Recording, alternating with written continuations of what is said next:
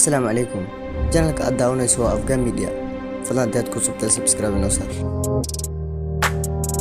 Qiso cajiib ah. Wiil arday ah oo ka dhashay qoys yar ah ayaa wuxuu waayay wuxuuna dareemay gaajo aad u daran. Wax lacag ah oo cunto ka iibsadana ma haysto. Intaas kadib guriga ayuu garaacay.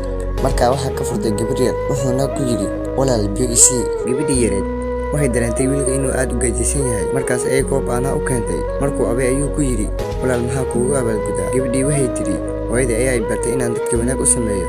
waxba kaama rabo walaal. Wiilkii ayaa yidhi haye waad mahadsan tahay walaal, wuuna iska baxay. Haddaba muddo kadib gabadhii ayaa xanuunsatay oo xanuunkeeda ah mid aad u daran una baahan qarash aad u fara badan, balse qarashkaasi waxaa damaanad qaaday ehelkeeda. Intaa kadib gabadhii waxaa la saaray miiska dhakhtarka. Dabadeed dhakhtarkii loo keenay markuu arkay ayuu oohin bilaabay. Haddaba in yar kadib hooshii dhakhtarkii ugu guulaystay.